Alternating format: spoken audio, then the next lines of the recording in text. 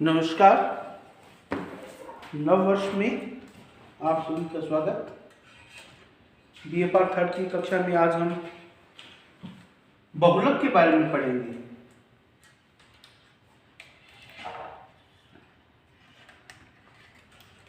बहुलक अपने इसके बारे में पढ़ चुके हैं पहले, माध्य के बारे में है बहुलक।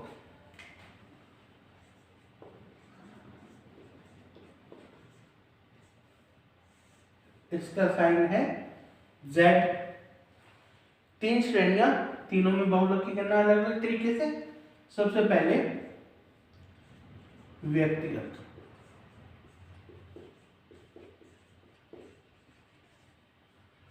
व्यक्तिगत श्रेणी में बहुलक की गणना सबसे आसान, जो पद सबसे अधिक बार दोहराया गया हो, जो पद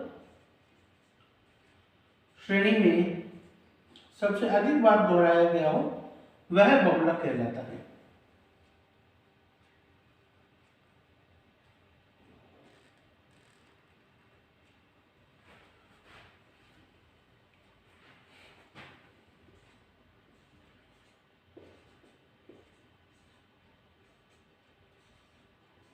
जैसे इस सीरीज को देखें, 2 एक बार आया है, 4 2 बार आए हैं, 6 सबसे ज्यादा बार रिपीट हुआ है,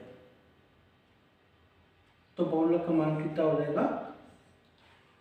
6। व्यक्तिगत श्रेणी सबसे आसान, श्रेणी की पहचान केवल मूल्य दिए होते हैं, मूल्यों में जो सबसे ज्यादा बार रिपीट हो वो आपका बहुलक होगा।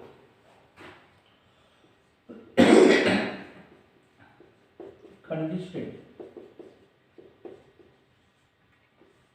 खंडित श्रेणी में 2 मेथड हैं। एक तो निरीक्षण करके आप बता सकते हो और दूसरा ग्रुपिंग द्वारा।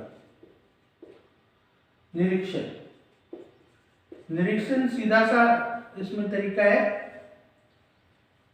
कि सबसे बड़ी आवृत्ति के सामने का जो मूल्य है वो बहुलक मूल्य होगा, लेकिन कुछ शर्तें हैं।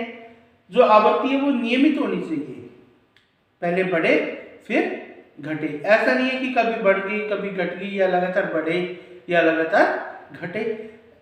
ऐसी स्थिति जब आवृत्ति नियमित हो, अर्थात पहले बढ़ रही है और फिर घट रही है, ऐसी स्थिति में सबसे बड़ी आवृत्ति के सामने का जो मूल्य होगा वह बहुलक मूल्य होता है। इसे अपने निरीक्षण विधि कहते हैं, जैसे अंक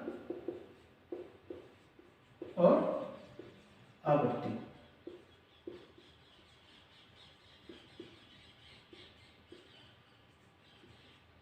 इसमें 7 आवृत्ति सबसे बड़ी है तो मूल्य सामने हो जाएगा Z।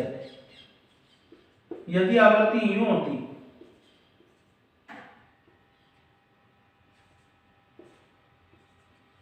तो इसमें बहुलक का निर्धारण नहीं कर पाएंगे। निरीक्षण विधि द्वारा, समूह विधि का यूज करके बहुलक अपने ज्ञात कर सकते हैं। आवृत्ति ऐसे हो तो भी निर्धारण है वो नहीं कर पाएंगे। ऐसी स्थिति में अपने समूह विधि का प्रयोग करेंगे। जब आवृत्ति अनियमित होती है तो समूह विधि के प्रयोग के द्वारा बहुलक का मूल्य है अपने ज्ञात किया जाता है।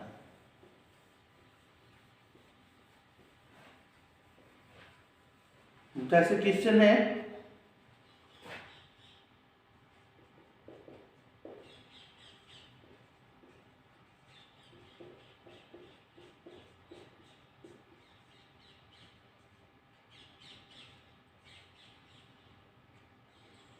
छात्र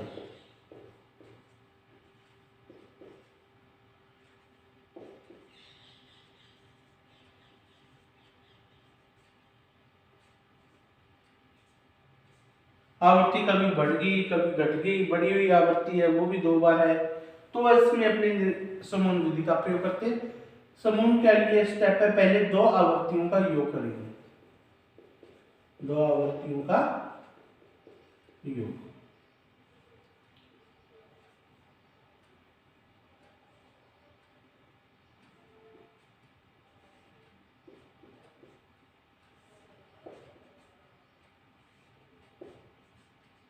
लास्ट में बच गई तो कोई दिक्कत नहीं है। एक छोड़कर दो आवृत्तियों का योग, पहली आवृत्ति छोड़कर दो का योग करेंगे।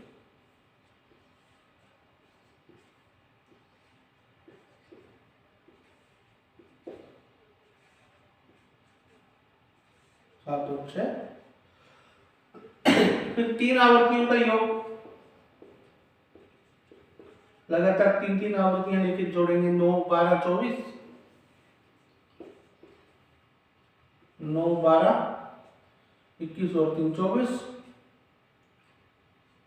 10 19 20 27। लास्ट में दो बच्चे की कोई दिक्कत नहीं है। एक छोड़कर दो आवृत्तियों का,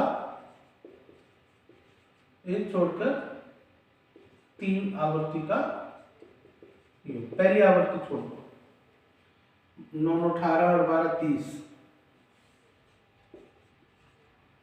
12 15 23, 10 19 26। ठीक है।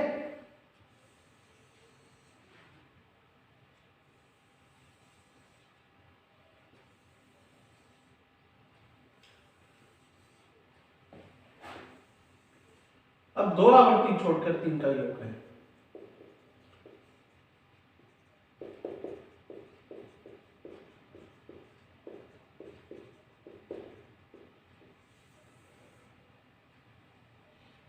बारह 9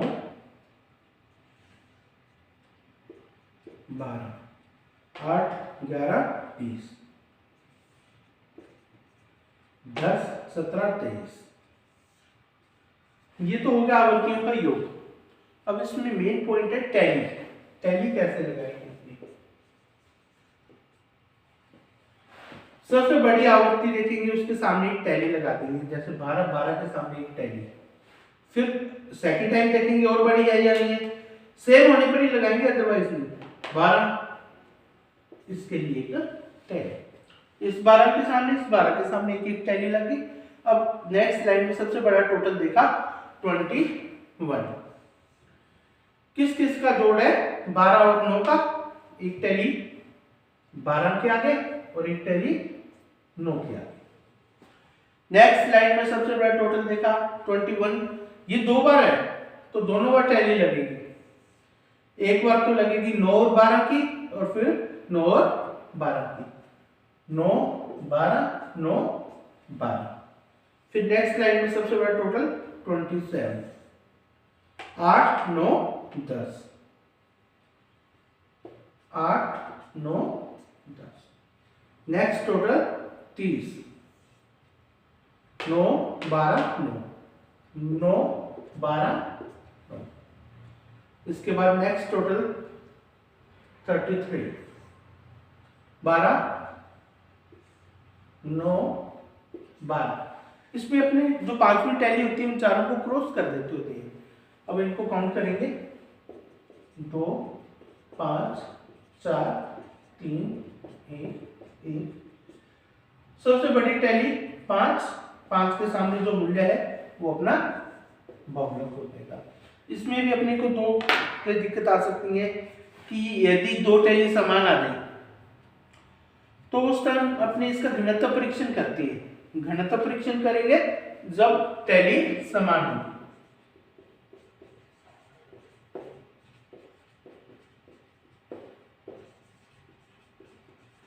घनत्व परीक्षण, इसके लिए F1 F0 और F2 को जोड़ेंगे। F1 बहुलक वर्ग की आवृत्ति, पहले वाले वर्ग की आवृत्ति और बाद वाले वर्ग की आवृत्ति, तीनों को जोड़ा। जो टोटल सबसे ज्यादा होगा दोनों टैलीज के लिए, या तीसरी टैलीज है तो उसके लिए, तो उसके सामने का जो मूल्य है वो अपना बहुलक मूल्य हो जाएगा। यह घनत्व परीक्षण है। सबसे पहले आवृत्ति दी हुई है, सबसे बड़ी आवृत्तियां देखी, एक ही होती तो वो अपना आंसर हो जाता। दो आ गई तो दोनों के सामने अपने आंसर नहीं ज्ञात कर सकते क्योंकि मूल्य भी घट बढ़ रहे हैं।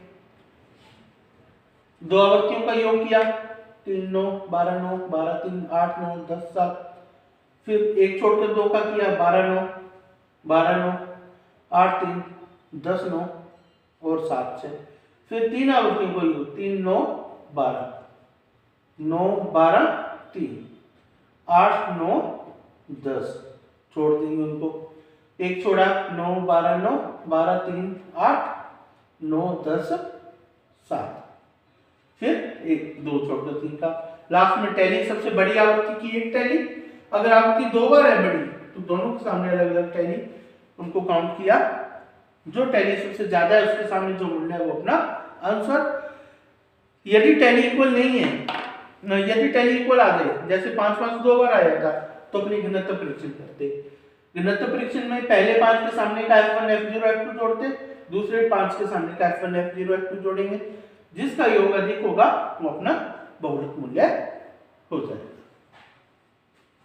ये तो बहुलक ज्ञात करने के लिए अपने जो निरीक्षण विधि के अलावा सेकंड मेथड होता है समूहन विधि होती है। इसका प्रयोग अपनी खंडित श्रेणी में ही कर सकते हैं। सतत श्रेणी में जब अपने को ग्रुप की पहचान आसानी से ना हो, जैसे ग्रुप में भी आवृत्ति अनियमित हो सकती है, तो उस समय पहले समूहन विधि का प्रयोग करेंगे। समूहन विधि का प्रयोग करके ग्रुप ज्ञात करेंगे, उसके बाद बहुलक को ज्ञात करने का जो प्रोसेस है उसको अपने फॉलो करेंगे। आप अपनी स्टैटिक्स की बुक्स में से खंडित श्रेणी और व्यक्तिगत श्रेणी के बहुलक के क्वेश्चन कीजिए। माध्य मध्यिका कंप्लीट हो चुकी है, उससे संबंधित जो भी क्वेश्चन आप कर सकते हो। यदि कोई समस्या आ रही है तो उसके लिए आप मेरे से कॉलेज में आके या फोन पर संपर्क करके अपनी समस्या को दूर कर सकते हो। धन्यवाद।